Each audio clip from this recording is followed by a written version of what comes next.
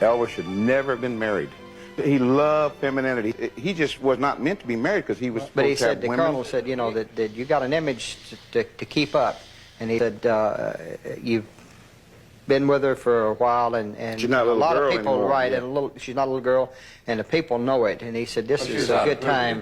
But I think he turned to the colonel after Colonel Beaulieu put the pressure on him, because I think he called... No, I'm just saying what Elvis told me in later yeah. years. This is what he told me, that the colonel actually, you know, told him it was time for him to get married. See, he and I, when we got home, we had a bad argument. And he said, look, you got to understand I'm under a lot of pressure. And I still, you know, I said, yeah, what kind of pressure? Just like that. And he said, they're pressuring me into marrying Priscilla. And I looked at him and said, what do you mean, huh? And I held back. I didn't say nothing. I still was in that mood, and he says, you know, I'm going to have to do it. And by then, I'm sure he had already talked to the colonel.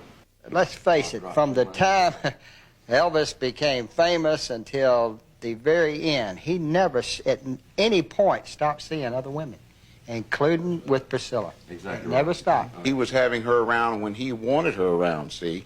And if he didn't want her around and he wanted to stay away for 3 or 4 weeks, Priscilla had to stay there by herself until he wanted to come home.